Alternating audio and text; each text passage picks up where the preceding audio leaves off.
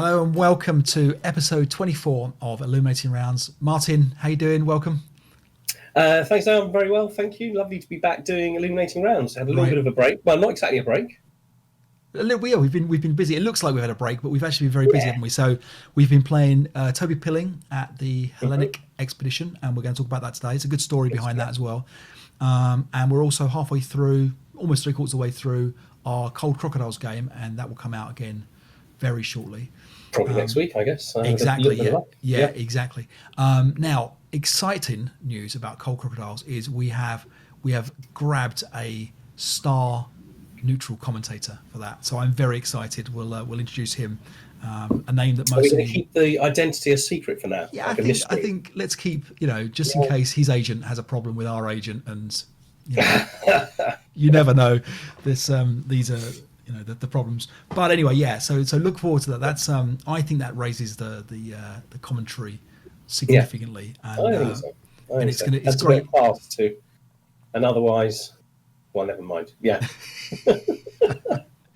Yeah, it's great because we often don't get feedback of our own play. I was just talking to you beforehand about how I think you and I are too polite to each other. I'm never going to criticise you. I don't think you often criticise me. Our play deservedly deserves criticism. I mean, there's no, we can't get around the fact that we're not excellent players. We're okay, but we're not excellent players. I think one benefit I've got is I play Martin Mayers, and he's not shy about criticising my face, my play. Whatever comes to mind, really. Yeah. You shouldn't be such an easy target for him, should you? All right, we have to say thank you to some patrons. There was a few new patrons. Some of their cards or payments or whatever got declined. So, but Paul Sinnott, thank you for yours. Yours got through. So thank you very much. If you don't think that I've mentioned your name, otherwise check your Patreon details. But thank you, Paul, for yours. We've got a Patreon giveaway this week, which I'll introduce towards the end. So I'm giving away some of my old tut, but it's one man's tut is another man's treasure. So that's this isn't the slippers again, is it? This isn't the old slippers. It's no slippers. No. I'm actually, it's not tut at all. I'm giving away my old version of the rat charts, the rat pocket charts, and the reason is because my new one came along. So I've got the new third edition version, which I'll talk a little bit about soon. But the first edition is absolutely very, very serviceable, and is, if you haven't got the rat charts, is probably almost a must-have, I think, in terms of just having something handy to play. I'll talk about both in a little bit, but we'll talk about how you can potentially win a copy of that, and obviously not necessarily for yourself. You might want to give it away to a new player or have it as a spare for a people club. may well already have copies, maybe even more up-to-date ones. Yeah, but they can pass it on. Yeah, exactly. Yeah, absolutely. So if you want a chance to win my old version of version 1 of that, you can hang on for that. All right. So Martin, what have you been doing this week? Excuse me, perfectly timed cough there. Well, we finished very abruptly Pegasus Bridge campaign game. I was teasing Martin. He was playing as the Germans. He'd spent some money to increase the booby traps to the maximum amount. I was going, what is the point? There aren't that many task checks in a game. I've had booby traps before. They've had no impact whatsoever. And he was going, I don't know. I just thought maybe they might put you off from deploying. That's all he said. So we did the wind. I thought, right, do you know what? I'm going to show him. I'm going to deploy. And I had a nice little stack of engineers with a leader. I deployed one of them.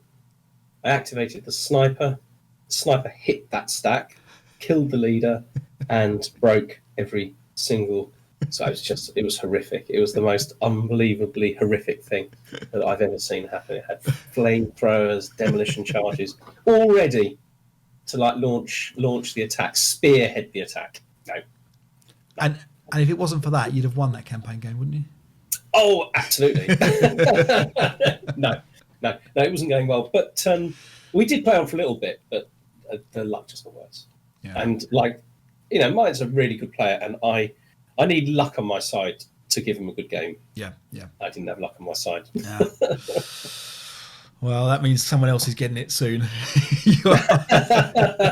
You're saving that up. And anything else you played recently? Is that? Tochigeshi. Oh, okay. All right. We'll talk about that later. We'll talk about that later. Yeah. Yeah.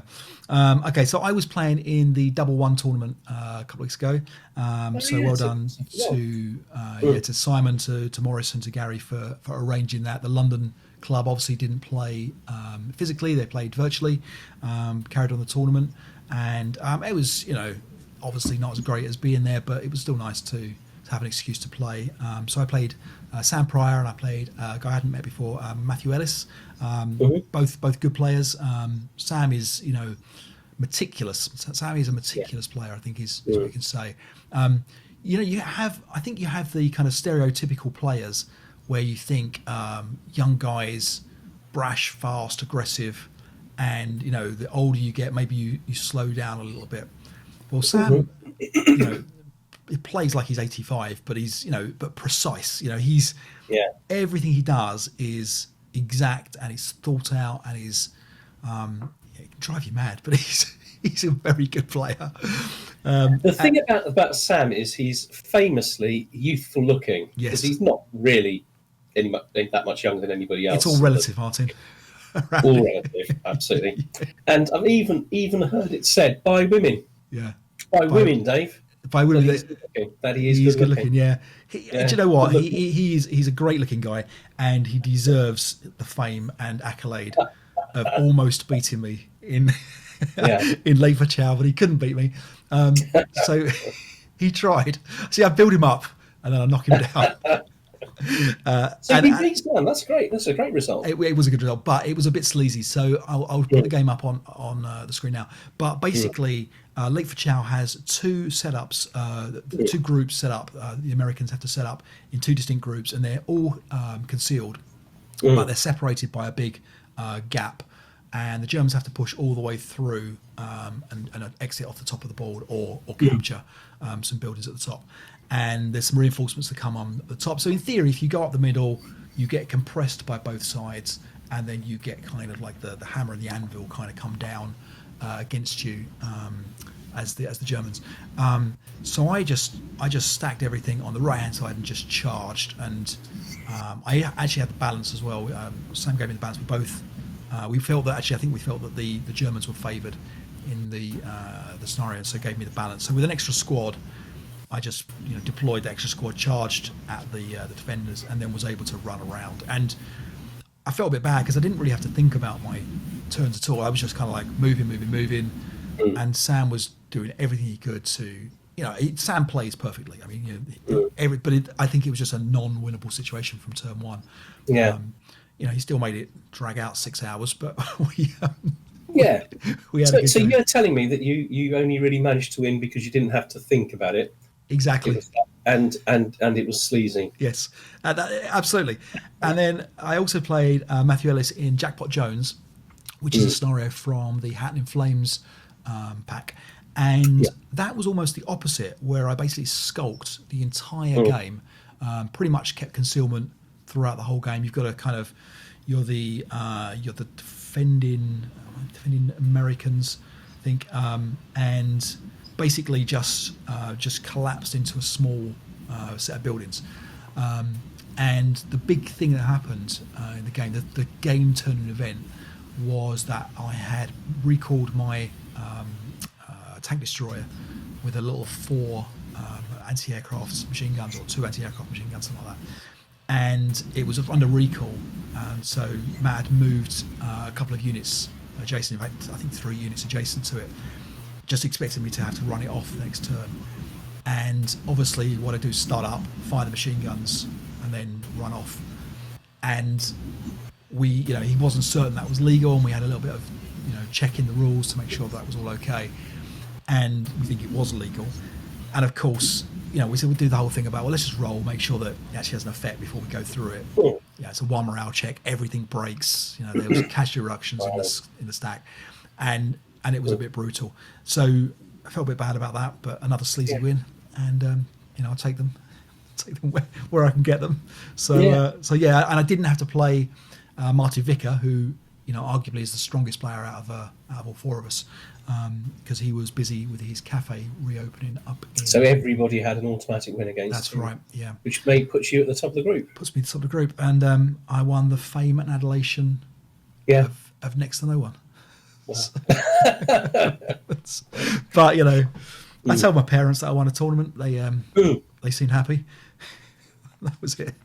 Yeah, no, mine were unmoved. If I did anything like that. About my tournament win. Yeah, it was certainly about yours. Let them know, please. All right, so let's talk top 5 scenarios in the annual. So this is our top 5 annual scenarios. No, we're picking from the annual really because we're still really thinking about our purchase a week or two ago, aren't we? When we were able to buy them electronically. Yeah. In which was nice. Yeah. Nice exactly. To do. So and that was, what was it? $40 was it? Something like $40. Yeah, it was about that. Yeah. Yeah, and so. And you're getting, I don't know what you're getting, it's 100 scenarios, something like that, is it? Yeah, it's probably even more, isn't it? Yeah, so a lot of scenarios, but some really cracking articles. Yep. They've kind of done over the scenarios. They've gone over and added the errata, put the errata in and things like that. So there's quite a lot of them that needed errata. So you can print them off or use them on, just use look at them on electronically. And they're right, they're correct. You don't have to go and track down, I wonder if this one's got any errata before you play it. So it's really, really worth it. Like just for that, actually, I think it's worth it. That's true. And it should be said that, things like the 95 annual have a lot of errata and they've all been fixed up. So that's and cool. They're famous scenarios, aren't they? They are the most sort of fated of all the scenarios from the annuals. I think are in 95, or maybe a lot of them.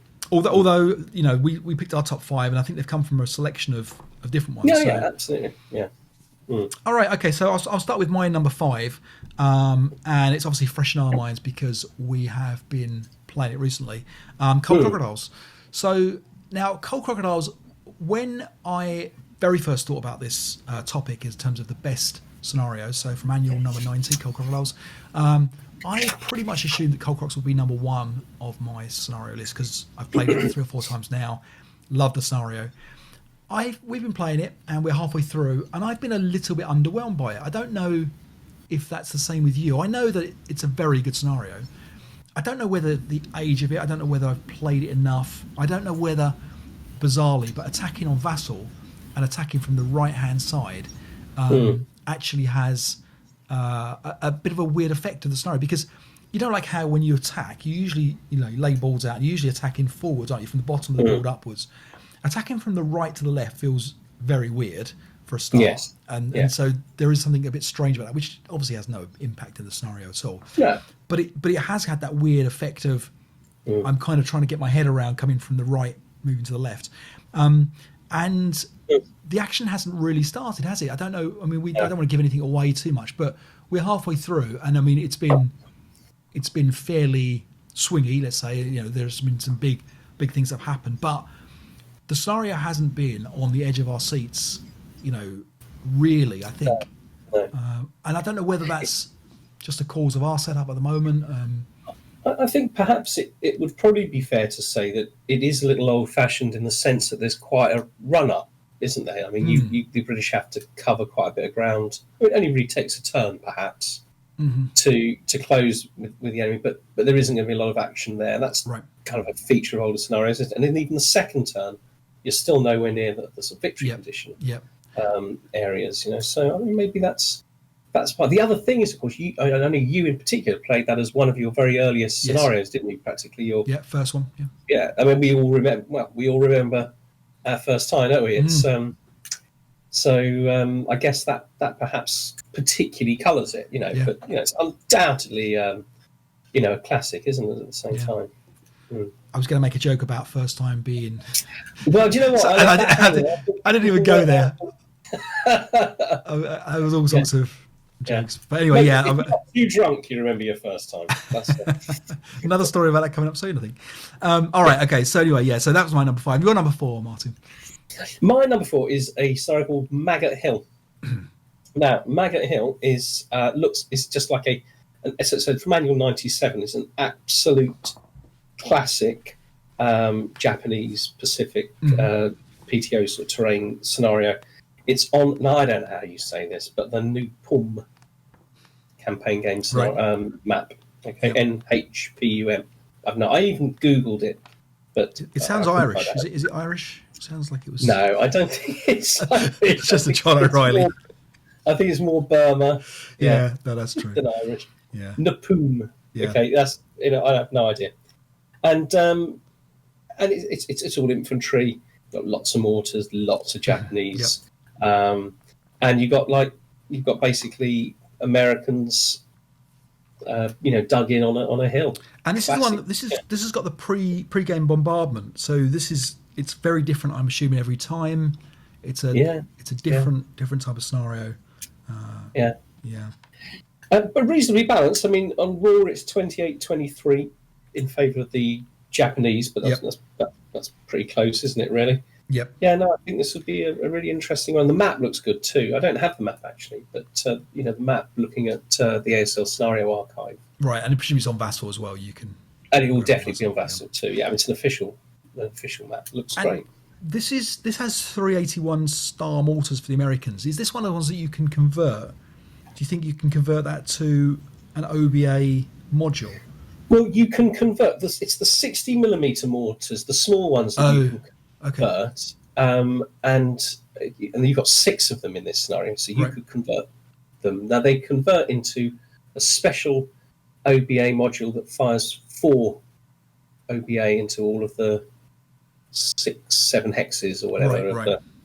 So you could perhaps have 2 of those. Yeah. You've also got OBA anyway. The Americans have. That's incredible. So you could have 3 OBA modules. You could indeed, yeah. Wow. Plus the 81mm mortars. Now I don't know if you can do it with those. That's interesting. I'm not sure. You might be able to. It seems a bit like it's almost deliberately that they've given you 3. It's yeah. Because it's even in the SSR. It says about you can exchange 3 mortars for 1 module, or 6 for 2 modules. Yeah. Oh right, yeah. So, wow. So I think this is one of those ones where the Japanese. I mean, I've not played it. I've heard good things about it. It looks really good. This is one of those ones where the Japanese have just got to go for it. Okay. Oh yeah, absolutely. All right. Well, we're sticking with annual 97 for my number 3. Shanghai in Flames. Now, I played this over 20 years ago, 1999, when this annual was almost fresh, which is quite scary in a way. But yeah, so Shanghai in Flames is a classic Japanese-Chinese scenario where PTO rules are not in effect. So it's great to play around with the Japanese and the Chinese without fear of any kind of crazy terrain to have to kind of get a hold of. And this partly explains its popularity, isn't it? Because it's perhaps a good introduction to the Japanese and Chinese, indeed. Yeah, absolutely. It's got a factory in it as well, so worthwhile knowing the factory rules for it. And it's basically on a couple of half boards, so board 1 and 20, so fairly city type boards. Starts with four blaze counters, I think, in each scenario. So again, a little bit random, and so it's a bit of a different setup each time. And effectively it's about 16 or so squads on each side, 16, 17 squads on each side. A very, very good scenario, different each time. You're going to guarantee some hand-to-hand combat there and some craziness with the... I've mixed feelings about the victory conditions in games like this, because I quite like the clarity of it, because you just got to control the building, haven't you? There's a 3-hex, I think, a 3-hex building. Yeah, it's a factory, yep. But they're all fortified, I also believe. So you've got that, you can't leave it as a last-minute dash when you've got to, to jump in close at the last turn to try and, take control of a building like that, because you can't advance into them if there's a full squad in there, can you? You've got to be thinking way ahead and have your plan to kind of insert your troops into that building. And what gets worse is also those Chinese guys are fanatic inside that factory as well. So it's a little bit... It's a little bit Red Barricades-esque in a way. I think where they're you're rooting out some very tough defenders. But anyway, there's my number 3. I played it with Bernie Fox years ago. All right, your number 2. Well, I think number 2 is a famous one, Acts of Defiance. Right. Annual 95. Yep. 13-17 on Raw, pro-Russian, but reasonably well balanced. And this is just a proper heavy metal Russian, relatively built up battle. Really, it probably has a little bit. What was the one we played not that long ago? Urban Guerrillas are sort of a little bit like that in terms of the sorts of equipment that you've got. You've got OBA again, and no quarter, 120mm OBA. And I think this plays quite quickly. I know we played it. I don't remember how long it took us, but I remember we played it a long time ago. Right. And it's it's just a good proper city fight with big guns, big tanks. Right. This originally was published in the Route Report by Dagger, and then it got reprinted by Critical Hit, then picked up by Avalon Hill, and then it's also gone into the multi-band. It's obviously a Beyond Valor scenario as well. So it's been picked up all the way through into the third edition of Beyond Valor. So plenty of times it's been redone. It's only 6 turns. It's not like sort of one of those old ones with 12 turns or something. Right. So yeah. It's quite short and punchy. Potentially a little bit pro-Russian is the kind of the concern, I guess, about it. But if you know that up front, you know that's how it goes. So in terms of raw, it's not desperately so. As I say, 13v17, I think, is the right. So double checking which. Is there lots of different versions of that? I don't know. There may be, because I'm sure it's been played. Yeah, it may be played more than that. Well, this is the one I'm looking at. Is of course the most up to date. I imagine the one that was in the electronically published. Okay. Yeah, with you. Things. Yeah. Okay, and it looks like a good scenario to actually give us a go. We should do that. Number one. We both had this as number one. We both picked this, didn't we? Yeah. We did. Yeah. And go for it. Totsugeshi. Very good. I don't know how you say that. Yeah. So I think this is a great scenario because I beat Martin Mayers on this scenario just a couple of days ago, and it's not often I beat him. And I think I've got the trick. Okay, it's to be drunk. Drunk. I actually woke up in the morning feeling good because I'd won. Yeah. But I wasn't 100% sure. Did you think you dreamt it? Martin and say, did I actually win last night? Because I remember going to celebrate. And he said, you celebrate 3 times. He said, you celebrated a turn early. And eventually calmed me down for us to play out the last Japanese turn when he had a relatively slim chance, but a chance of winning. Right. Okay. He managed to get some Japanese into close combat. If he'd won the close combat, he would have won. But he had quite a low odd, like he needs to roll a 4 or something like that.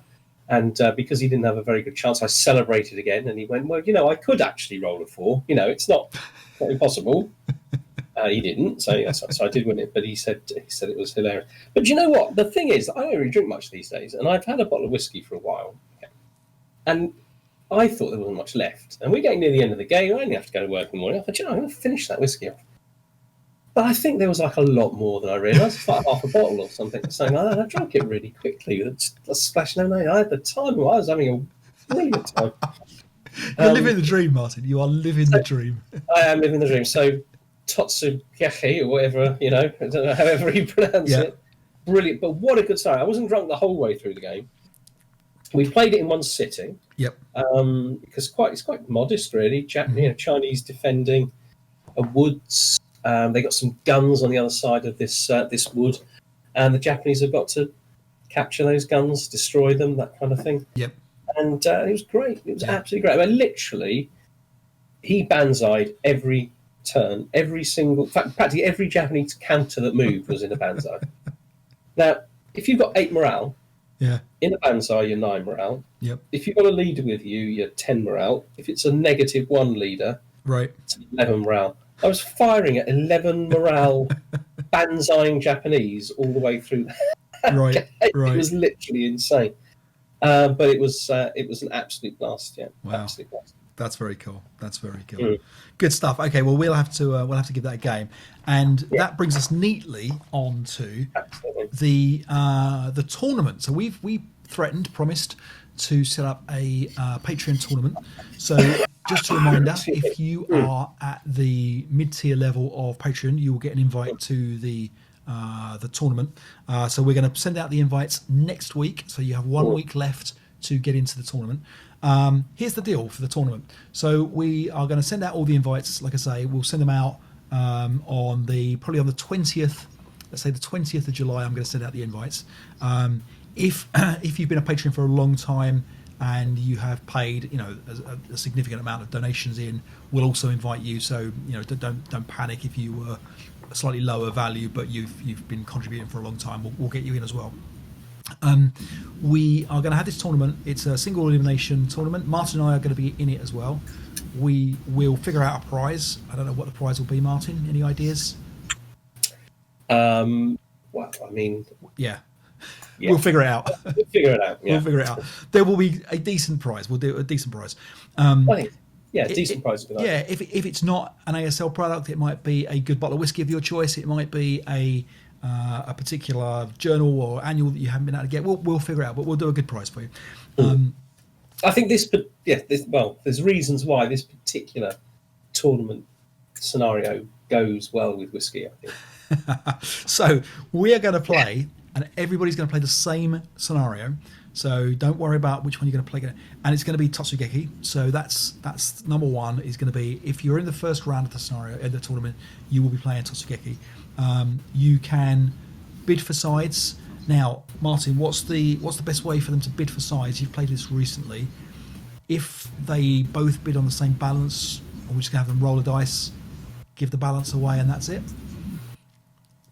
I think that's the way. That's the obvious way of doing it, isn't it? Yeah. All right. Seems fair. Come to an agreement amongst yourselves if you get paired. We'll do the pairings for everybody.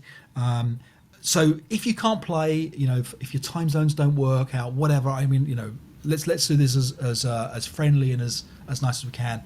Just roll a dice between yourselves, see who goes through. Go through to the next round. Let's not worry too much. If one of you is flexible to play all the time and one of you can't play, then maybe the more flexible person can get through. I don't know, but we will figure that all out. I'll send out the invites. All I'll do is ask for you to confirm that you want to be in the tournament, and then you're in. What we're going to ask is that you send us your log files if you play by Vassal. I'm assuming that most people will play by Vassal. Send us your log files if you can, and we'll highlight the games. We'll talk through. We'll make an episode out of all the different games. Yeah, exactly. And we'll see how it goes. And we'll do that for all the way through the rounds. We'll pick a different scenario, and then we'll all play the same scenario. If you knock Martin or I out of the tournament, you'll also get there's a bounty on our head. So we'll give you a smaller prize for knocking us out. So we are in the tournament. If you knock us out, there's a special prize for that. So invites are going out on the 20th of July. Sign up for Patreon if you want to be in that tournament. If you're already a Patreon subscriber and you've been paying for a few months, or you're at that mid-tier, you are in already. So there's a minimum of 20 invites going out. Let's see if we can get maybe. And so people if they want to be, they need to respond to that invite. Exactly. Yeah. So I will send the invites out. Yeah, exactly. So I will send the invites out on the 20th. We will then send the pairings out before the end of the month, and then we'll give people the month of August to play. Okay, so you've got the whole month to play, and then we'll figure it out. We might get a bit quicker if people are quicker at that point, but that's the plan. So I'm looking forward to it. Great plan, Martin. It could be just you and me. It probably will be. Yeah, but if it is, I'm looking forward to my whiskey. All right, good stuff. So let's talk Hellenic Expedition. Yeah, absolutely. So Toby got in touch. He wanted to play Hellenic Expedition. As you know, this is our walking the dog segment. We like to talk about walking the dog. Now, before I talk about that, we are going to do a quick section about Toby's advice. So we've got some top tips from Toby as well. So before we talk about Hellenic Expedition and the game against Toby, let's hear from Toby directly about how to pick a scenario in a tournament type condition. So my next question to ponder is how to pick the right side in a scenario, and I assume that means the favoured side. And I'm assuming again that this means you're looking at a scenario that you can't check the balance on raw, so perhaps something that's just been published. And the first thing I'd say is that in a friendly game, it doesn't really matter that much. I mean, you'll know far better than I about what you're looking for in scenarios if you're just playing a friendly game. So I can't really advise about that. What I would say is in regard to tournaments. And I think then you have to ask yourself one question, which is, are you looking for a sort of fun and learning experience? Particularly if you're playing a player who's better than you are. And if that's the case, if your main priority is to improve your game, then I'd suggest go with the complex scenario, the larger scenario, things with lots of vehicles and smoke. And hopefully it will be a learning experience. You'll play against a player who's able to utilize all these advantages and tools, and you can learn from that. If your objective, though, primarily is to win, which is fair enough, then I'd certainly say always get the boards out and have a look at the victory conditions. See how far your troops have to go, and get a gut feeling about, if you've got 5 turns and you've got to go a whole board length. That's one thing. If it's 8 turns, you've got to go board length. That's another. The shorter scenarios obviously tend to favour defenders.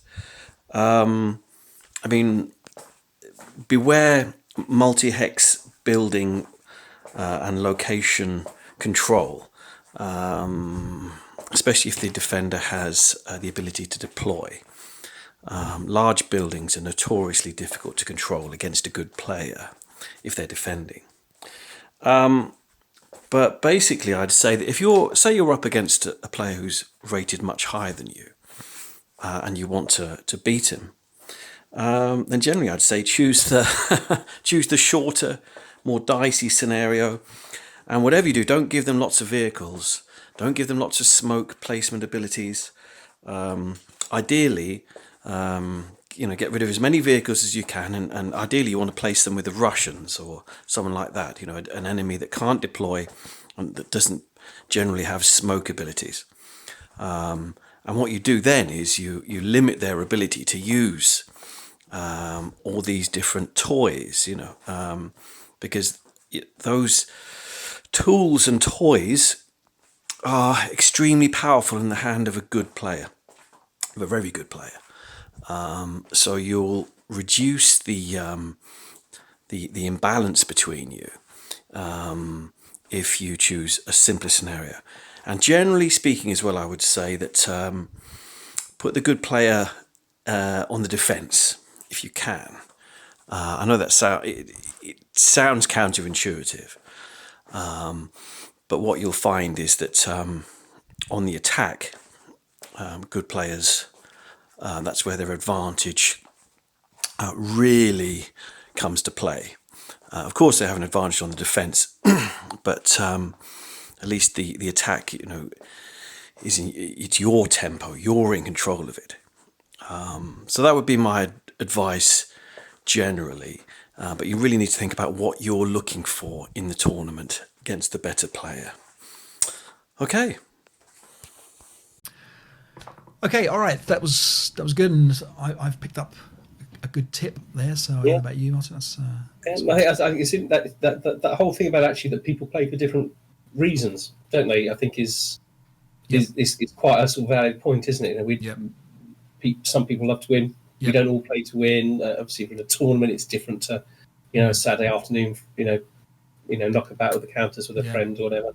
I generally will say to people, let them pick their side and I like to get off on the right foot in a tournament where if someone has a preference of a scenario or a preference of a side, I generally will either roll for it or just say, look, you take the side if I haven't looked at the scenario at all. Just because I kind of feel like that gives the game the start that I'm not trying to be ultra competitive. I'm not trying to be and maybe when I make a mistake later on, they might let me take that back. Yes, I think that's exactly more valuable than actually picking the side and being like, okay, I think I can get advantage here. So I remember David Schofield. So first time I ever played him actually was at a tournament, and he said to me, there were 3 choices, and he said, which one do you want to play? And I thought that was very gentlemanly of him. Yep. And I said which one I fancy. He said, what side do you want? And I went, oh, Germans, whatever. And he went, okay, we'll do that then. Yep. And I remember thinking he was just being very gentlemanly. He explained to me later, that I got to know him better, that was a technique of his, because he felt that that if you very quickly jump and accept the other person's offer, they kind of feel like, oh, have I made a mistake? And it kind of sort of psychs them out a little bit. He was very good with the old psychological warfare in ASL. David Schofield has so many of those tricks. I remember him saying to us, when you're playing, play as it, and I've heard this as well in chess as well. I used to play a lot of tournament chess. When you're playing, just play confidently, and if you're not sure about a line of sight, look at it. No, that's not going to work. Carry on moving, and your opponent thinks, "Oh, he's done the work for me." Doesn't it? And he says that the confidence will get you through most of the games. And I've seen it, and you have to play against Dave Schofield and to try and beat him. You've got to stop him almost all the time to sort of say, "Hang on, stop." He's not cheating. He's not doing anything wrong. He plays with this air of confidence that is just just wants to blow you away. And the other thing is as well, when he's attacking, he's very, very quick. And I remember him saying as well, if you play quick, you kind of put a bit of pressure on your opponent, don't you? And you kind of pressure them to go a little bit faster than perhaps they want to go. Yeah. And in that instance, maybe they're not going to play their optimum game. Now, it didn't work for me against Sam. Sam still played pretty optimally. I can't speed Sam up, but some players are playing very precise and very accurately. But if you can, I used to play David quite frequently. He's a joy to play. He's a very entertaining opponent, and actually very gentlemanly. Yes. It makes the idea of using almost psychology with your opponent. It may or may not feel like in the spirit of the game or whatever, but. No, he was very, very comfortable at kind of saying to you, "You sure you want to move there? You notice the line of sight." He would tell you things like that. Yeah. And I was relatively, new to playing in those days. Yeah. Very, very fortunate to be. He's a real character, isn't he? On the ASL? I haven't seen him for a long time, so I hope he's. No, I'm sure he's fine. I used to play him on Vassal, and I kind of stopped really because I was just busy with lots of other things. Just stopped playing ASL. Right. But.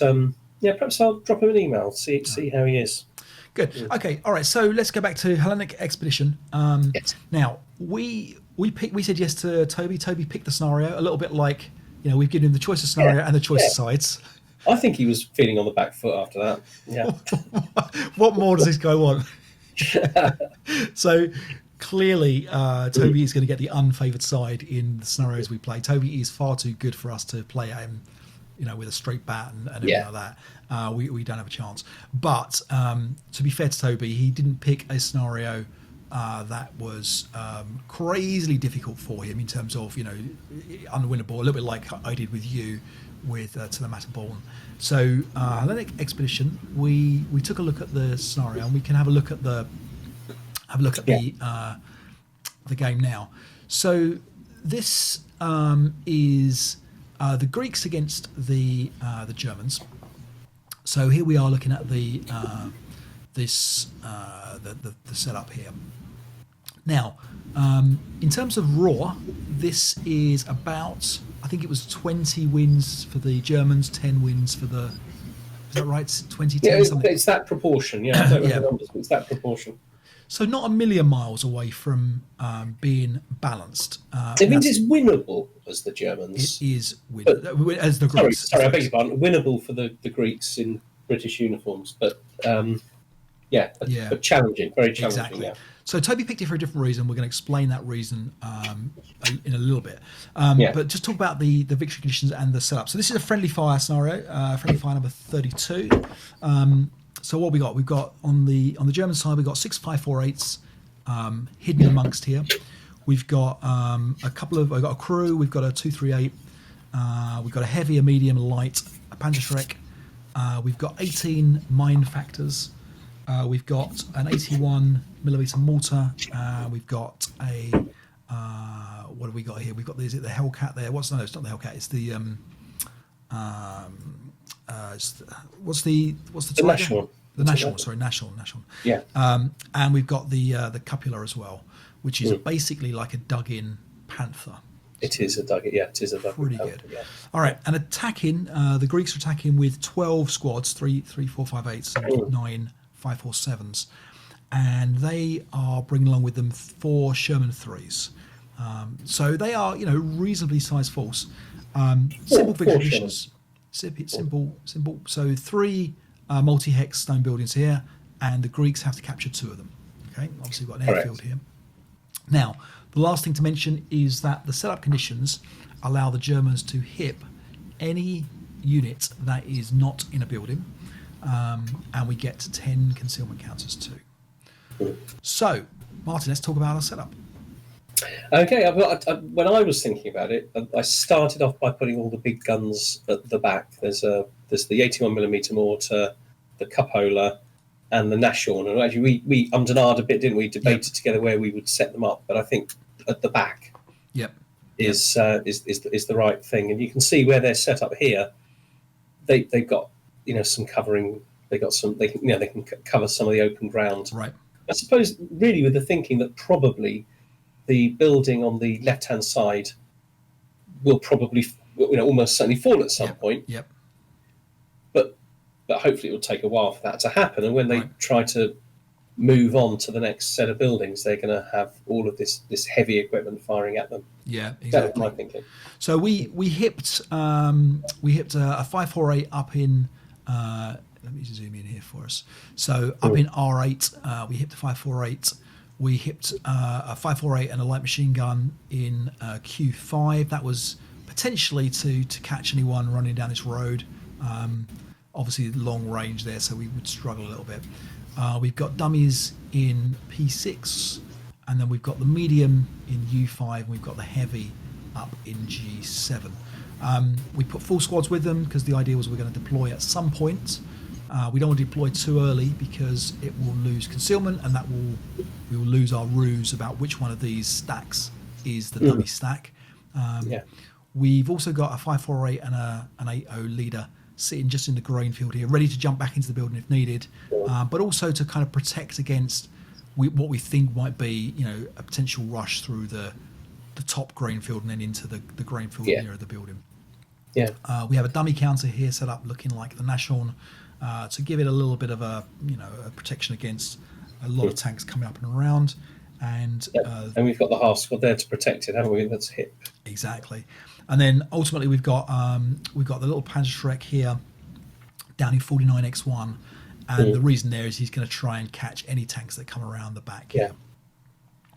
I think we've got the heavy machine guns and the medium machine guns further back as well, haven't we? They're not in the first building. Again, That's I think right.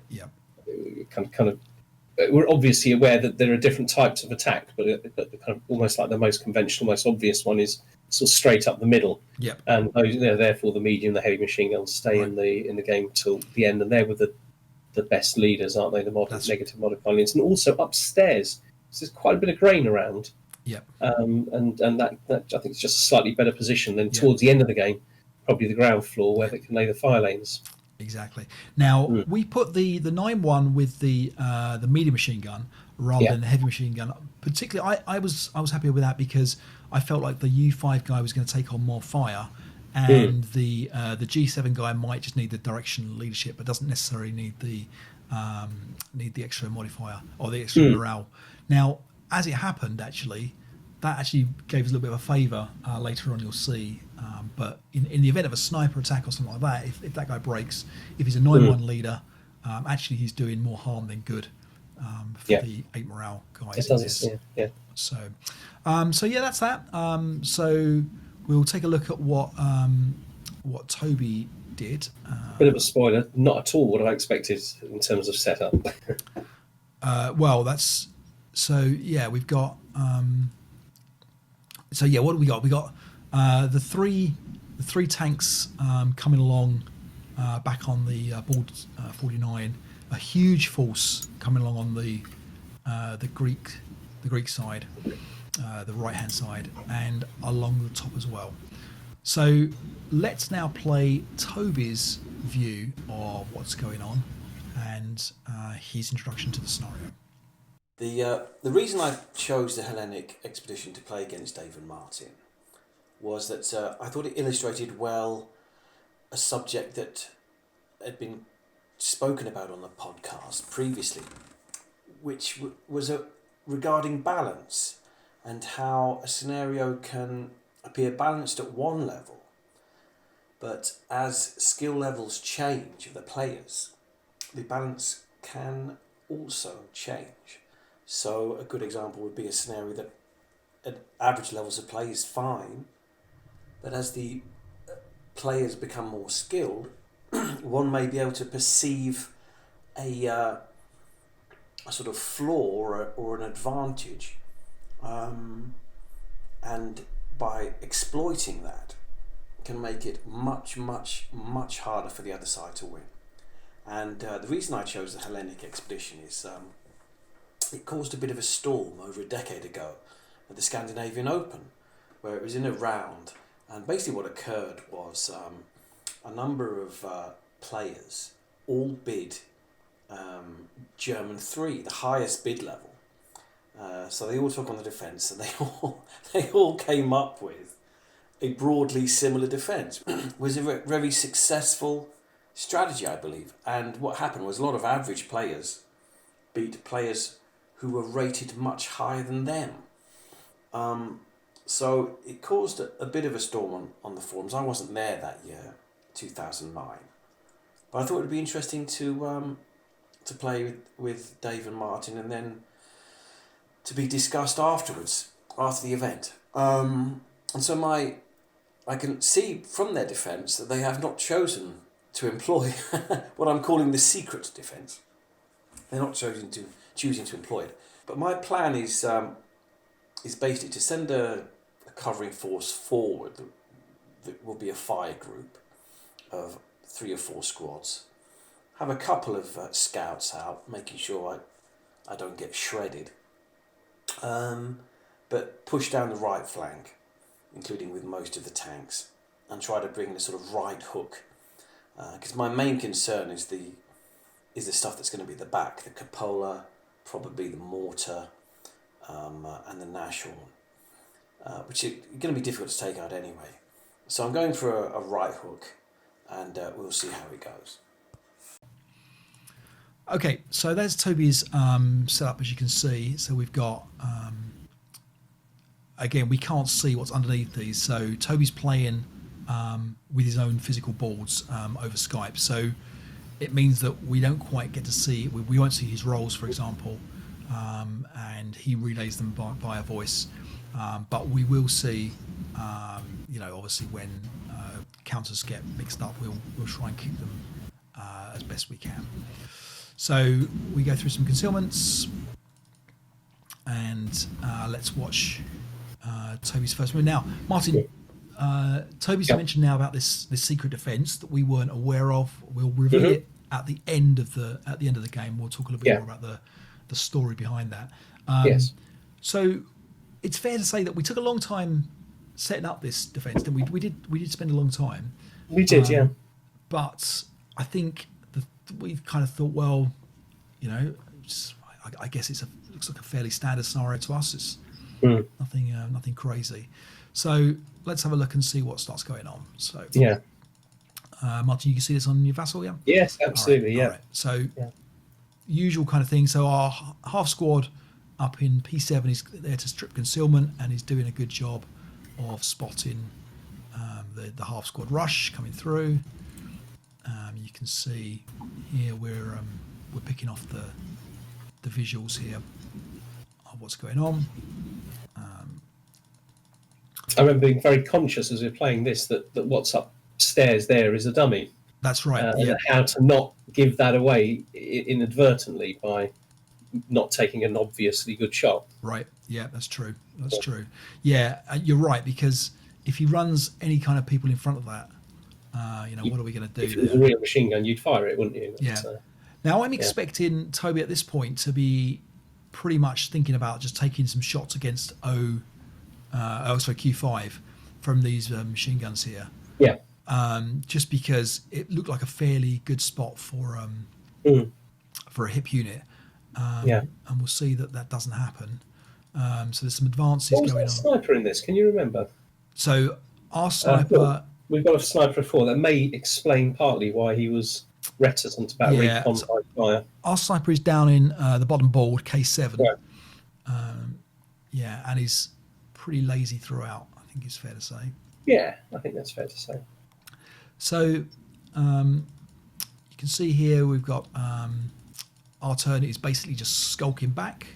We're not going to do an awful lot. We advance back into the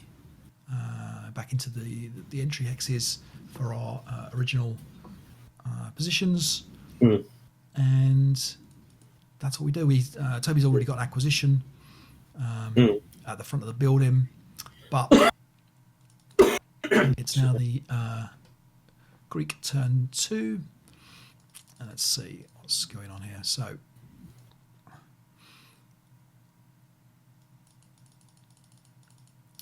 Toby's running all the way around. Now, I was very surprised to see this to come all the way around. I was. We talked about how long this would take.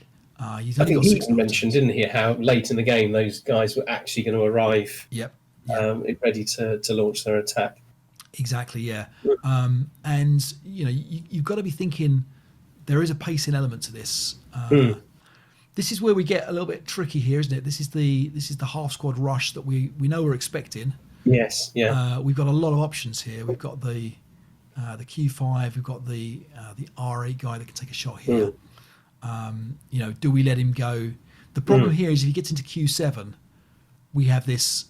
What we would obviously be firing with P6 here. And he's in there now, and this is the problem we've got. So I quite like the idea of letting him go because we've got the mines in the 2 hexes he's likely to advance into. Obviously, he doesn't know that. Yep. And by allowing that to happen, we maintain the secrecy of this quite strong force outside the building. Yep. Yep. We took the shot. We took the shot. Yeah. We took the shot. We put the fire lane out. Didn't break the guys. Yeah. And what then I was thinking was going to be like an almost a rush to the edge of the woods. Toby just advanced 1 hex forward, just sword route. Really cautious play. So interesting. Yeah. Tanks are on the move. Around the back. The tanks are on the move here. This guy now is feeling pretty vulnerable, I think, in Q5. Yes. We're thinking about how we're going to try and get him back. Yeah. In fact, we're going to go for the dash, aren't we? The dash, aren't we? This guy's now already encircled. It's Toby's favourite trick of encircling guys, which is it's a nice move. Yeah. And already this 548 is feeling a bit lost, isn't he? He's feeling a bit. So, interestingly, Toby advances up to Q8 again. Yeah. Really strange. Yeah, I didn't understand that. I didn't understand it. I suppose the thing is, if he advances into the building, obviously he doesn't know the mines are there. Right. If that stack are real units, we're just going to ambush them and kill them. Right. In our turn, aren't we? He's advanced into our hip guys here. Yeah. We've got a few more advances going on. Yeah. We have our close combat. Yeah. So, interesting here. Yeah. We get ambushed. Yes. So, we have to assume that this is at worst case, it's a squad and a leader. Yeah. So 1-1, he's got a -1 there. Toby withdraws. He withdraws, yeah. Really. Now, you can kind of see we're in trouble here. And I think, this again is good play, but we've got the tank facing this squad. We've got arguably this little 247 here can put some fire onto him. We've got, this guy's in all sorts of trouble, and I think Toby knows that and just knows he hasn't got to risk close combat. He hasn't got to risk it, has he? And even if it's a squad, he's still attacking at 1-2, even with the ambush. It's not amazing odds, is it? It's, right. Yeah. He'd need a 5, wouldn't he? I think to casualty reduce us. Yep. This is a much more certain way. Yeah, exactly. It's just kind of like he's taking out the chances here of doing that. So, and it's almost like I was relieved that he didn't take the close combat shot, and then I was like, well, this is actually leaves us in a terrible position. I realised it looks awful. So we prep fire. What do we do, Martin? We get a pin. We pin Yes. the pier. Of all the results, it's not great. We try a dash No. across the road here. Which I seem to remember didn't work. Didn't work very well at all. No. I think that was one of the times where Toby went, "Oh, Yeah. sorry, guys." Yes, that's right. He think there was a apologised a double couple one, of times, so yeah. that was a double one, wasn't Double it? one or something like that. Yeah, it was vaporized. So at this point, it's really, really bad, isn't it? I mean, we start I with thought what, we were 6 doing very squads, badly here. Yeah. and we are down. Presumably, we're going to lose this guy as well. We are Yes. down a third of our squads Yeah. in less than 2 turns. Yeah. And the first building is barely defended at this Yep, point. exactly. Mm. You roll a double 6 on the first morale check we have there, Mhm. and it's all looking a bit grim, isn't it? Mhm. So, okay. Moving on. Yeah. To German turn 2. Yeah. It's just some skulking back. Yeah. There's some smoke placed.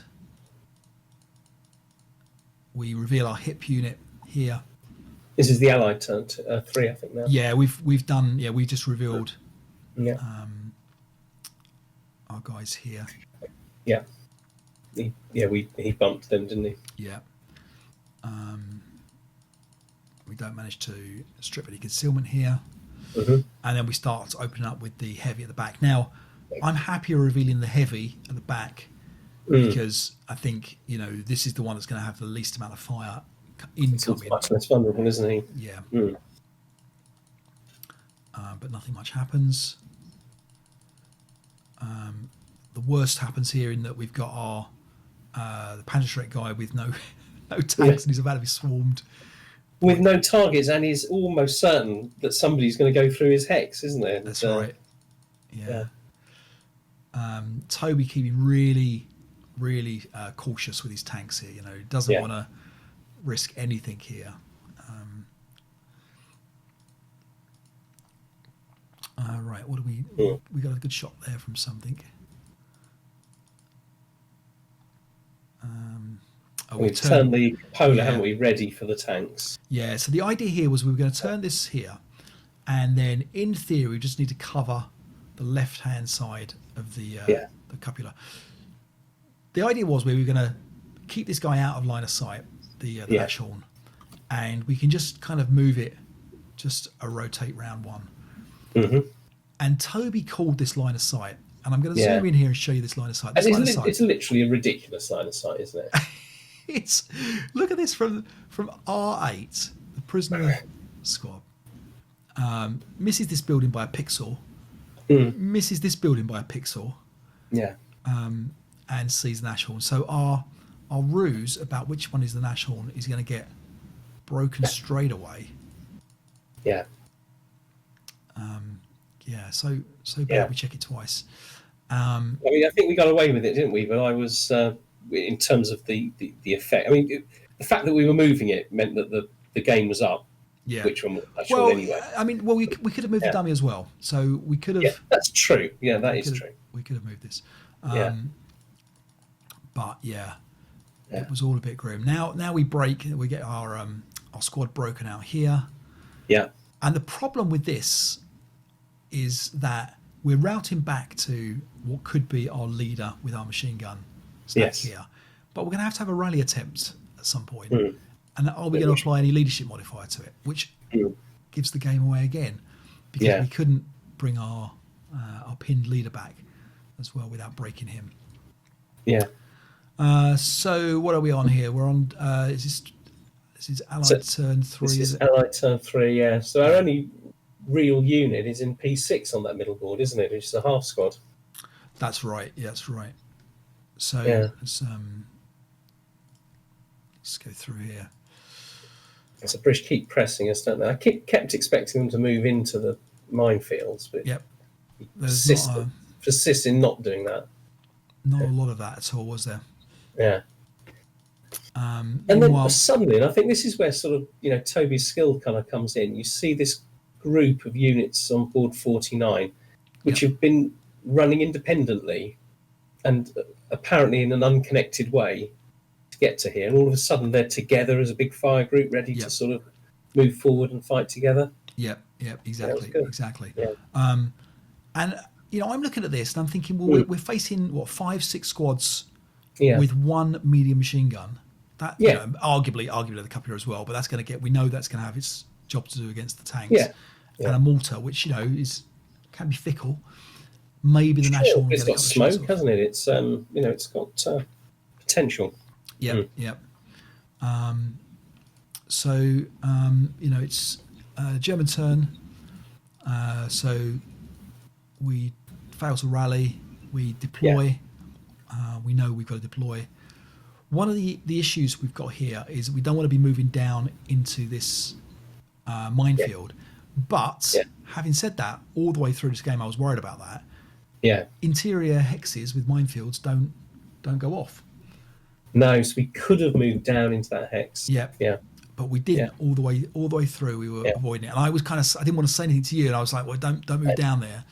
And it was really difficult because the fact that we weren't moving really meant we couldn't ideally position what forces we did have, could we? Right. Yeah. Exactly. Yeah. So we've done a little bit of prep fire, which had no effect. We've done a little bit more skulking. Because the game is up. Yeah, the national now is going to just come and just guard this area. Yeah. And a little bit of skulking. Yeah. And that's pretty much it, isn't it? An advance back again. We swap over with the heavy and the half squad at the back here just to spread out a little bit. And I find myself back doing what I often do and just praying for the turns to move quickly. That's right. Just yeah, exactly. And he's got his force pretty much completely intact at this point. Yep. Still got 4 tanks. He can afford to lose them. Some of them. Yeah. I mean, we've still got a bit of hit though. It's true. That's true. So we've got this half squad here. We've got the half squad here. So he knows there's another squad out. Toby's good enough to be counting these squads. Yeah. We've got the mortar. Yeah. And of course the mines. And we've decided to deploy them as anti-personnel mines. So they're 3-6 firepower. That's right. Yeah. In victory condition building hexes. Exactly. Now, I know Toby didn't necessarily like what we did, and he'll talk about that at the end. But yeah. And actually, I like his suggestion. Right. Yeah. So in come the half squad again, skillfully missing the mines. We have got a squad back at this point, though. That's right. Exactly. He's come back. So we pin one coming in. And this is all crucial. I mean, just if that squad buys us another turn, it's... Yeah. The heavy breaks the half squad up here that was trying to get into the grain. Yeah. Meanwhile, Toby's going around the back. Again, he's one of those moves I didn't really understand. But he's kind of moving on to the second building already. I think he's decided that there's nothing here in the first building that can take this on. And so it's all kind of preparing to rush. Yeah. The topmost Sherman is coming round. Now he's freed from knowing that this national is not a national. And suddenly, again, we've got our little 338 here, ready for 238, ready for the Panzerschreck, the Panzerfaust, sorry. It's 1944, so it's only 2x range. Kind of dances around, it doesn't get as close as we want. Yeah. So we think about bringing this guy forward. Yes, so he isn't moving, is he? We were having a discussion here. Yeah, we're just chatting about that. Yeah. And so the idea is potentially we could advance through and have a shot at him. That squad is going to always, the half squad is always going to struggle to get back across this runway. Yeah. But it's potential. There is a debate there about whether we can get him across, or whether we should try and take the tank out. Yeah. So Toby starts moving his guys up. Yeah. Now, this is the first time. Yeah, the first time he moves in a big stack here, really. Yeah. And we catch him with the mines, which is quite This nice. could have gone badly. I mean, he broke a squad, didn't he? But it could have been worse. Yeah, exactly that. So he's got his medium machine gun squad and his light machine gun squad, and so Watts just breaks his light machine gun squad there. Yeah. So I was feeling quite good at this point, thinking, well, okay, we've kind of we've slowed these guys up enough. Yeah. But do you know the thing about Toby is that he knows how much time he's got. I got a very, very weak sense of how much time I've got, so I'm always rushing. You're right. But right. He takes his time, gets into position to launch the assault, which I think we're about. Which we'll see in sort of this turn. And it's the coordination, isn't it? It's the coordination of his forces.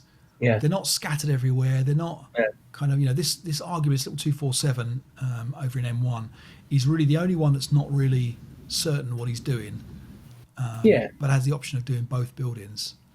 He has the option to do both buildings, and he can do a half squad rush from him, can't he? I mean, it's right. And importantly, he'll end up fixing the covered arc of a machine gun potentially the wrong way. Absolutely. And actually, the timing is pretty good because he's sent enough force against the the P6 building, if you like, that it's now going to fall quite soon. Yeah. We got nothing in that building to help protect the other two buildings. Right. Just as their turn arrives, kind of thing. So I think it is actually very good timing. Yeah, agreed. National has a shot. We're a bit stupid here because we don't realise that this has got a limited HE. It's HE of 7, which we kind of miss completely. Yeah. So we're sitting there thinking we're quite. I think we possibly also had line of sight to CC6, and we didn't.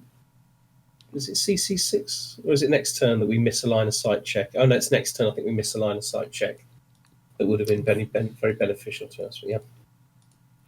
But Toby applying the pressure from both sides here, and getting the acquisitions down here from DD4 to the heavy machine gun. We managed to break a few units, send them back. Yep, that's very true. He's able to rout away because of the smoke, so those guys get away. We managed to stay out of close combat, I think, this time in the 07 hex. Right, yeah. Which wouldn't have happened without the mines, I think. It's yeah, we do have a close combat going on somewhere. Yeah. Where is that? I'm just looking for that now. Oh, it's up in P6, isn't it? The P6. The half squad's taken out. Oh, yes, that's right, yeah. So he goes to German turn 4. Yeah. A little bit of prep. This is a little bit risky because we're prepping against the. I think we are prepping against some of the guys up here. I think. But we've obviously got an acquired. We've been acquired by this tank, but right. This is this prep fire shot against the tank and the infantry in D49 DD5. When they moved into that, they were using non-assault movement, and we could have stripped it from the heavy machine gun, and then we would have had quite a good shot against them in prep fire. Right. But we missed that because orchards are in play. I think we, just kind of assuming that we couldn't see. Yeah. Right. The mortar's opened up as well, hasn't it? That has. The mortar's firing, and the National has fired as well, and I think that was its last. So the mortar gets its shot. You get your critical hit here against him as well. Yeah. And we wipe him off here, which is nice. I think it's his first actual casualty. Yep. Yeah. He gets a sniper, wounds the leader. Oh, he destroys the leader, kills the leader, I think, actually. That's right, yeah. And the mortar's then able to just kind of change its. And I think that was the sniper check that you felt it was quite fortunate we had the leaders that way round because that's right. It did cause the morale check. Yep. So usually you would put your best leader with the best weapon. Best weapon, yeah. But it can have a little bit of an effect there. So there's a little bit of shenanigans here with our. Just trying to avoid being shot at. Yeah. Really. The problem with this ruse is that we are missing out on firing our medium machine gun to try and just prolong this one here. That's right. Yeah. So there is that. But I think it has been worth it because he has danced a little bit around those, the concealment counters in 07, the dummies in 07. Yep. He's got to take them seriously. Yep. We're already encircled again up in 07. Yeah. And let's see. Firing, so the cupula now started firing as well. And that mortar could easily have could easily be quite effective. Right, exactly. His mortar, yeah. So we're forced to just kind of move around a little bit, and every time now we're moving out of the encircled locations with CX in, which is a problem. Which is really hard. And we've got very few, sort of options by this point, haven't we? I remember it feeling like, we could go there or we could stay where we were, and that was it. There wasn't much in the way of choice. Yeah, that's right, and that's a little bit to do with the scenario as well. And Toby mentions that as well. We're not. Toby mentions that, doesn't he? Yeah. Yeah. But nonetheless, I quite like the tension of of scenarios like this as well. And as we mentioned, sometimes when you've got less to do, you have to be more precise in what you are doing, because you've got to make the choices. There's a lot of targets there that we've got to choose between. What are we doing with the Nashorn, and are we going to try and relocate things? But it does feel a little bit like we're kind of waiting for our doom in a way. And I think it is about to begin, isn't it? The assault. That's it's right. turn 5, isn't it? So we've got a little bit of prep fire. Yeah, I mean, he's still got 3 turns at this point, so. Yeah, exactly. So you can afford to prep. Yep. And do some damage, can't you? That's right. So this building pretty much now has been figured out that there's he's jumped into a few dummies. So the ruse is up here. We'll keep this so we can now show the medium machine gun. So we start to take the shots at this half squad. We break him. Now and this is the tank. That was very, very close to the. Yeah, he didn't move. He didn't move into this hex here next to the adjacent to the squad. We thought about taking the shot there. Yeah, but we don't. And actually, I think you'd gone to make a cup of tea. I literally had to. I think I was writing an email or something at the time, so I said, you take charge. Your choice there about. Not going for that Panzer. So I'd let this tank get into the hex simply because it was such a sort of marginal shot before that. Right. But we take it when he moves in. Right, exactly. So this is the. So you decided not to spin around. Yes. So arguably, I think that usually the better shot is to spin, and then you take the shot when he's. You intensify a shot when he's in your hex. Yeah. You haven't had to change. Because now you've got to change covered arc to take this in hex shot. That's true. Which is not great. But you roll low enough. Yeah. With the intensify shot, it's the intensify shot we get him with. Intensify shot, yeah. The thing is, though, I mean, that it's great to destroy the tank, but we're now shrouded in smoke, and this weapon is now currently useless, isn't it? It's going to have to the wrong way. Yeah. And opens the way for these shenanigans. That's right. So and again, he avoids our covered arc, doesn't he? And I literally was like writing an email, looking up, and I was like, "What's going on?" Every time I looked up, there was another tank in our hex, wasn't there? Yeah. So I mean, again, Toby coming all the way around, just park himself basically on top. Yeah. Now again, we take shots.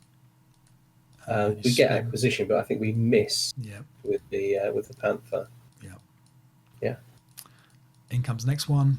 We go for a Panzerfaust for the crew. Panzerfaust, which I think is the right play there. Yeah. But again, he's over us.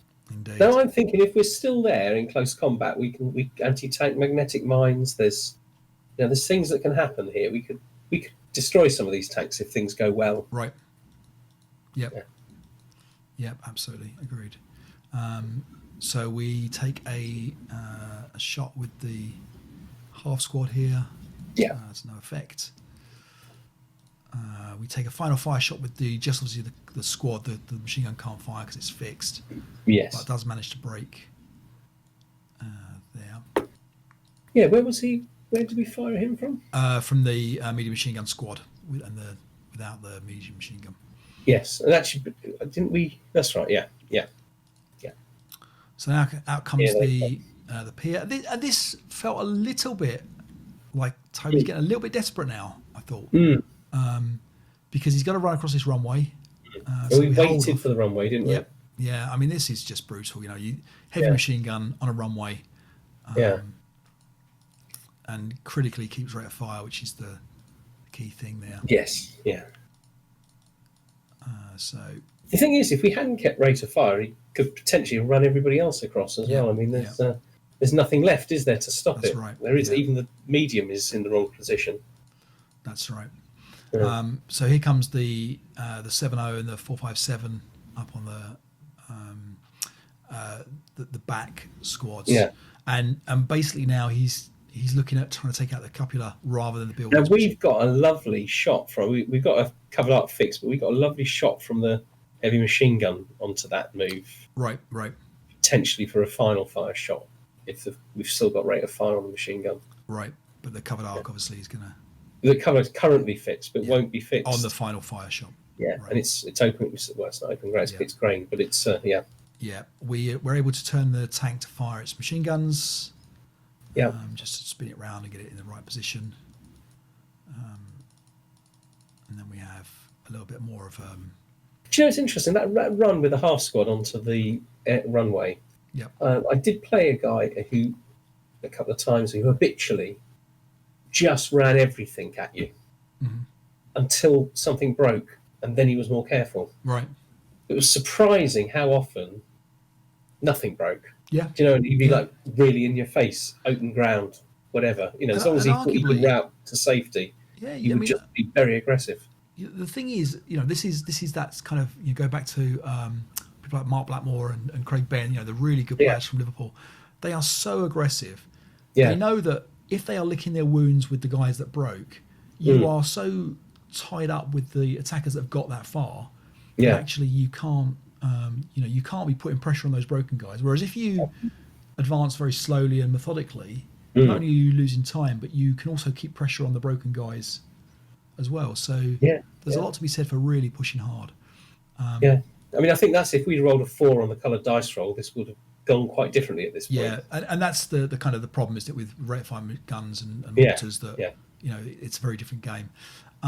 Suddenly the crew's looking quite grim here. We're going to have a flamethrower shot up in advancing fire. Up comes another tank. We take a shot against the tank's crew, but nothing happens. I thought he was just teasing us here with Again, he's so close, but doesn't actually move adjacent. Yep. We go for the Panzerfaust here. Yeah. You roll 6. He's pinned. And that gives him the opportunity to turn the main gun, isn't it? In That's retrospect, it might be That's better right. not to have taken that. And, Yep. Yeah. yeah. Well, we would. Yeah. So this is where the flamethrower breaks the mortar crew, but he I also thought- breaks his flamethrower. Right. Okay. Yeah. That's the end for the mortar crew, isn't it? I think. That's right. Yeah. So we have a little bit of routing. The crew's gone. At this point, he declares no quarter as well, Yeah. which kind of, I suppose, I guess the damage. The has been thing done, is, really. if he's got a building full of broken units, he can't do. Is it mopping up? Yeah. Yeah. So there's a little bit of just moving around. We get the close combat and we lose our guy unsurprisingly up in P7, but no real surprise there. And we have one building to the British or the Greeks. Yes. So one building to go, with two turns to go. I mean, at this point, we're looking okay. I think okay-ish. We've what, only for us, really you mean? got Or for yeah. him? Yeah. I mean, we still have this this hip unit, haven't we? So we're still sort of hoping that he might run that light machine gun squad past it. Yep.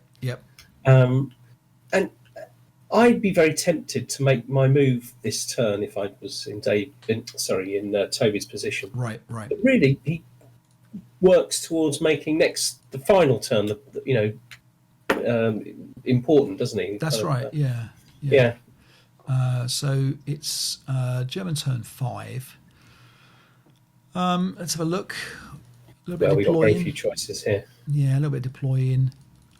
We've got, of course, the prep fire shot against the tank, which I think goes our way. Yeah, we managed to break the D2 guys. Mhm. Yes. And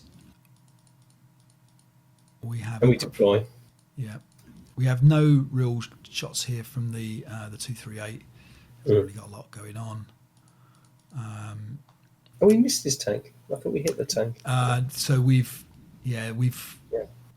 not this one. No, we missed the Panzerfaust again. Yeah. And he turned around and blasts and I think destroys the half squad. Yeah. Our little half squad in this building here, G6 is encircled. It's the Toby Pilling signature move. Absolutely is, yeah. Hey, turn 6. Yeah, turn 6. Yeah. So Tries to sort the cupola out with that tank, doesn't he? I think that's right. Yeah, and this has been a bit of a pain for him, really. Yeah. And then he decides to use the very differently to restrict the fire of the half squad. That's right. Yeah. So he does that in both of these tanks. So the trick here, obviously, is you go CE and you sit in the same hex. Now you're not completely limited. You still get your first fire out, but any fire after that is going to be target selection limited into its own hex. Right. Yeah. So we fire at him and we pin his tank crew. Yeah. But obviously, we're still Guys are starting to get into the building. I started to think that this was a bad point. Yeah. Luckily we do get the surprise Panzerschreck guys coming up. Yeah, we cower, and he survives, bypasses around him, and suddenly this whole game's thing is looking like this guy. All our hip guys have had so little impact. It feels. Yes, that's true. You know, one gets ambushed, one and then gets surrounded, one gets encircled and is dies trying to escape. Yeah. One guy is obliterated by the tank. One guy's just run past. These guys are now pretty much able to run free. Okay, so then the tank tries to leave the hex. We are able to destroy it. He gets a bit lucky with the crew. That was the last thing I wanted. I was thinking, that crew is really quite painful. Absolutely. So we have a look and see that Malta now has taken out the Nashorn. So that was very, very useful for us in that last turn. If we'd had the Nashorn, I think that's right. Yeah, exactly. Very useful. And he's moving this squad in C5, isn't he, into the other building? He's got a chance of taking the heavy machine gun building as well. Exactly. Yeah. So he's giving himself basically both chances. Wants to try and take. Because obviously, you only got to take one of these buildings now to win the game. Yeah. But it's turn 6. He's got one turn to go. It's not. It's not going to be easy. Yeah. So he's in the building.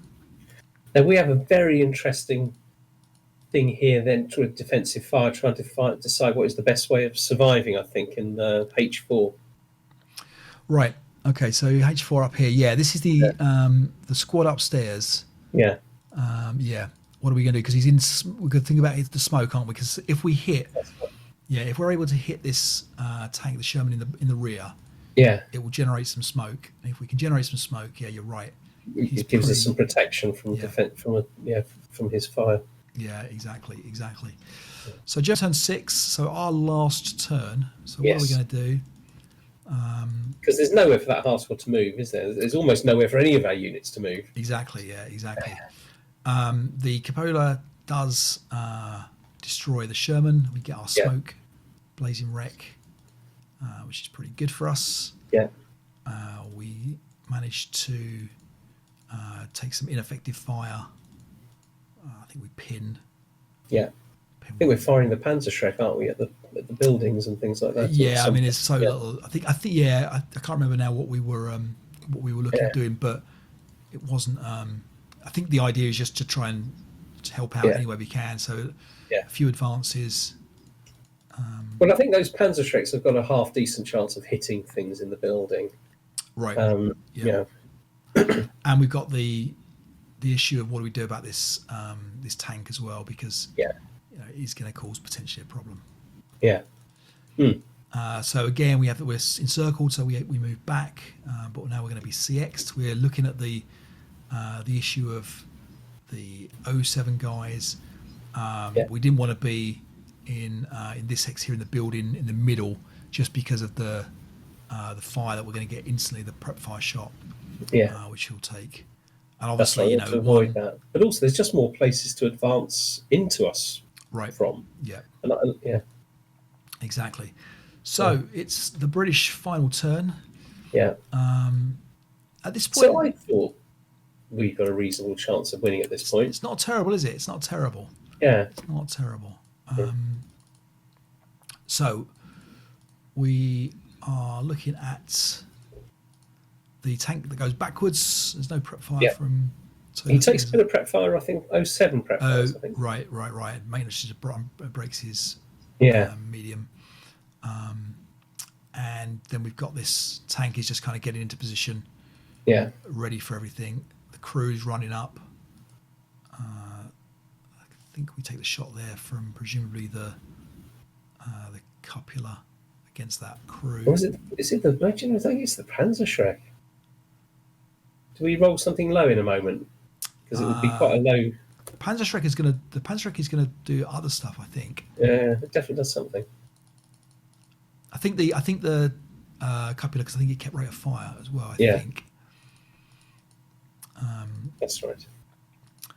But he moves everything out of that hex, doesn't he? That's right. Yeah. So, I think here we're looking at taking the shot against the tank. There's nothing else really to fire it. No. So because I think it's a 4 hex range. Yeah, there we are. There's the whole hit. Yeah. And it's a 4 hex range, moving large. I think we needed a 3 or 4 to hit it. Yeah, and we got 3. Yeah. And then you break it. Yeah. And destroy it. Which is, just say that advancing fire shot isn't going to turn the game, but it certainly helps. Absolutely. And then we get Toby's last advance. Yeah, so it's all on these 2 close combats. Yeah, so we managed to pin. I think the minefields. I think the minefields pin the leader in G6. Yeah. Yeah. But I mean, he was never going to take.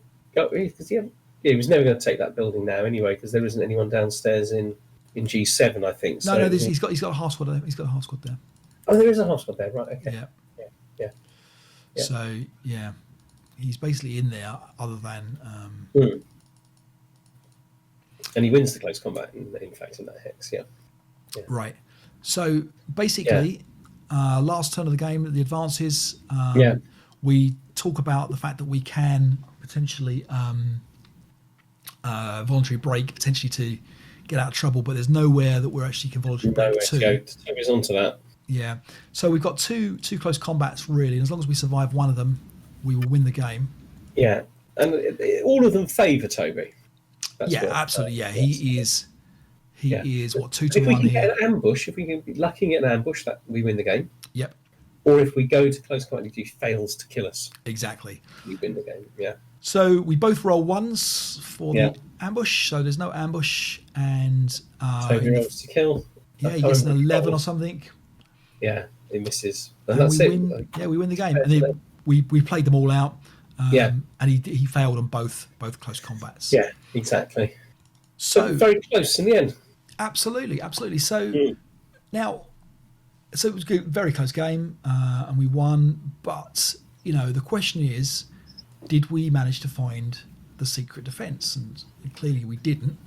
No. So knowing that there's a secret defense, did we think any more differently about the scenario or whatever?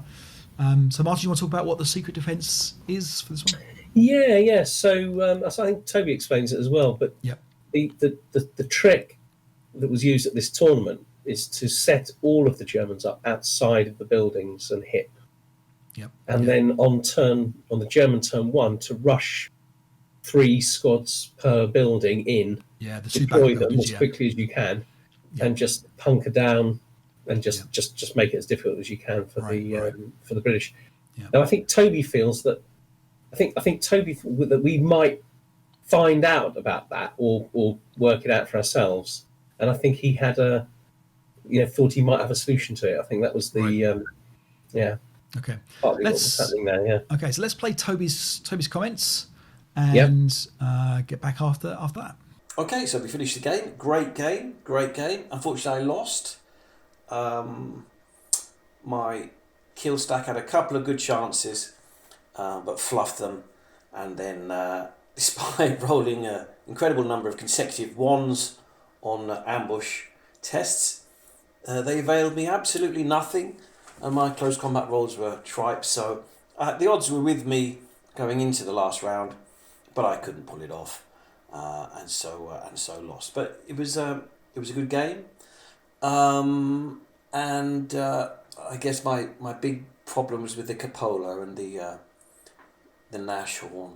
I think I could have played a bit better, certainly against the Nashorn, but I could have done with a bit of smoke as well from my mortar, or doing something against it when it was just sitting there. The Nashorn, that is.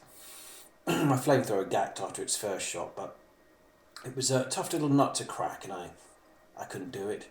I mean, regarding the scenario, it does make me wonder if the power of what I'm calling the secret defence is really only there when it is a secret. Once the Greek player is aware of it, they can, I believe, take countermeasures. Although perhaps it becomes a bit of a rock, paper, scissors scenario whereby, the German decides, is he going to dummy the secret defence or actually employ it?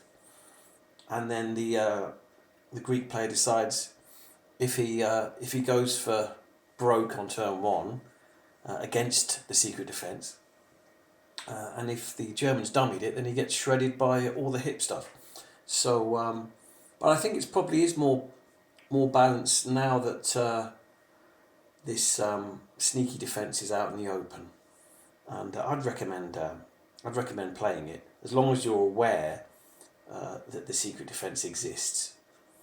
Perhaps it's not the most interesting scenario for the defender, although Dave and Martin enjoyed it. I think the problem sometimes with lots of hip is there's a huge tendency to want to maintain hip, in which case there's not much skulking going on. It's a very static defence for periods of the game. But that's just the nature of the beast. Taking multi-hex, multi-location buildings, controlling them, is always a nightmare in ASL. So it's difficult. I think, if I was defending, I'd probably put all the mines, anti-personnel mines around the middle, the second victory building, protecting against the right hook that I employed. I think that would be quite a powerful defence. But no, it was a good game, and I look forward to the next one. Okay, so there's Toby's comments, and again, it was a great game. We had a good time. I'm kind of pleased in a way that we managed to beat him without this kind of secret tactic, because it kind of feels like we've beat him on a fair game rather than an unfair game. Yeah. Toby's telling us the story, basically, and it's actually on the Game Squad forums. So Melvin Falk, who is very, very good, strong player, had devised this defence, and clearly it was unbeatable as the Greeks against this defence. Yeah. And as the story went, he was playing another person who didn't want to play one of the scenarios that Melvin had wanted to play, and Melvin didn't want to play the other scenario. And this was really the only option they had between them. And Melvin was kind of saying, look, this scenario is broken, and I don't think it's right to play. And this player really, said, well, I wouldn't mind giving it a go. And so Melvin actually offered him 6 squads, and in the end, the player took 5 extra squads as the Greeks, and Melvin still beat him, which is incredible. To give yourself 50% more squads, which you're already seeing almost 3 times the squads there. Yeah. So a testament to how broken a scenario can be if you are playing it like that. But as Yeah. Toby says, if you're aware of that, then you can certainly be more aggressive on your Yeah. first turn as the Greeks. And I'm surprised that Toby was not as aggressive as potentially he could have been, Yeah. knowing that that was I think that's potentially very typical Toby play, actually, because he leaves nothing to sort of like to chance. You know, Right. I'll kind of go, he probably hasn't said something like that. You know what I mean? Like I'll take some risks and chances, but he'll search every place Yep. that where there's a risk that there's something. You know, he's very meticulous in some respects. Yeah, exactly Yeah. that.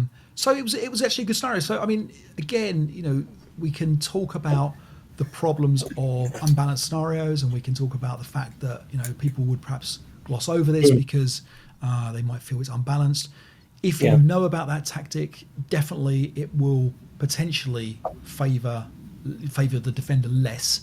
Because if you both know about that tactic, obviously if just the defender knows about it and the attacker walks into it unknowingly, then arguably it's unwinnable, and I think that's almost definitively unwinnable if you There's quite a few scenarios like that where people have found a way to sort of break it, isn't it? I think Gavin's Tape, which is a real classic, isn't it? That's with the foxhole. The foxhole on the one exit hex. Right.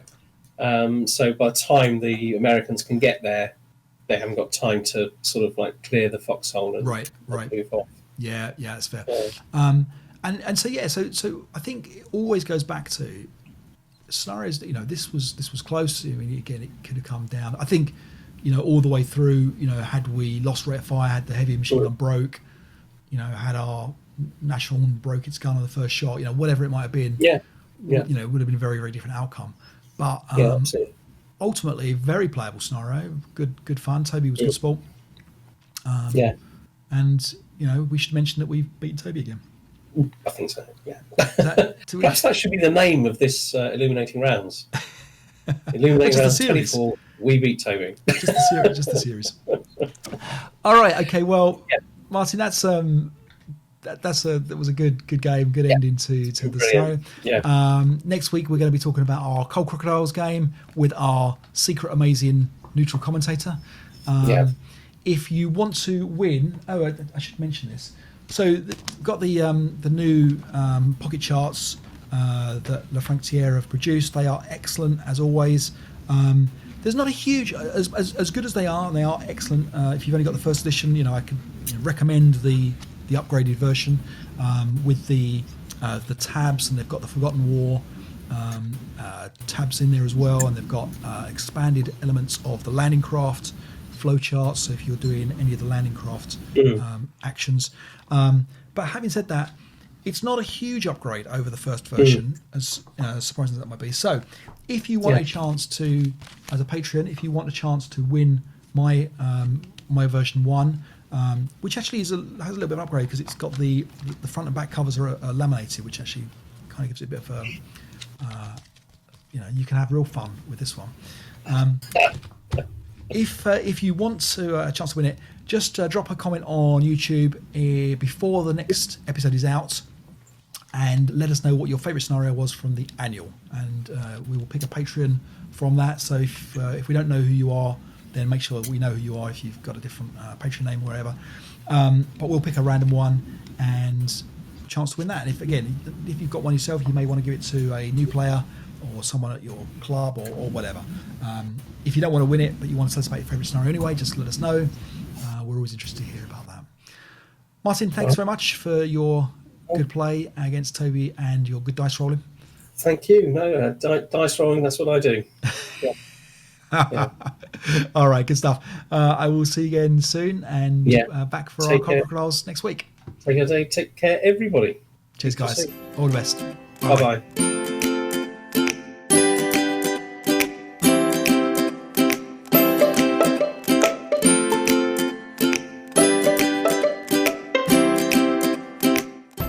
Or just because we didn't mention it. Oh, I'm sorry, Dave. Ever the professional, Martin. Hello, Mum.